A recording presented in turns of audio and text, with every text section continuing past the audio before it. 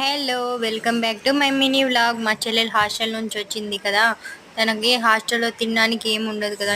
అందుకని తనకైతే అక్క ఏదన్నా తినడానికి స్నాక్స్ చేయవా అని అడిగింది. ఇంకా వెంటనే కిచెన్‌లోకెళ్ళి చూస్తే ఆలూస్ అయితే ఉన్నాయి. ఇంకా ఆలూస్ అయితే వెంటనే ఉడకబెట్టేశాను. ఉడకబెట్టేసి ఇంకా అవన్నీ ఉడికేలోపు నేనైతే ఆనియన్స్ కట్ చేసేసాను. ఆనియన్స్ కట్ చేసి ఇంకా అంతలోపు ఆలు అయితే ఉడికిపోయింది. ఉడికినాక ఇంకా ఆనియన్స్, ఆలు, తర్వాత కారం పొడి, కొంచెం గరం మసాలా, తర్వాత ధనియాల పొడి కొంచెం అంతా వేసేసి, ఉప్పు కొంచెం వేసేసి కలిపేసి ఇలా చేసేసాను. నేనైతే అలా రౌండ్గా చేశాను. మీకు ఏ షేప్ కావాలన్నా మీరు చేసుకోండి. తర్వాత అయితే కొంచెం మైదా పిండి కలుపుకొని కొంచెం గట్టిగానే కలుపుకోవాలి.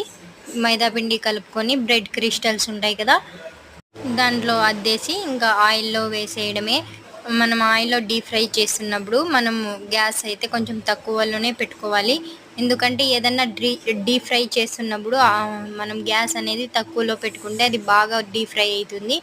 ఓకే ఫ్రెండ్స్, ఈ వీడియో కనుక మీకు నచ్చినట్టయితే నా ఛానల్ని లైక్ చేసి సబ్స్క్రైబ్ చేసుకోండి. Thank you so much.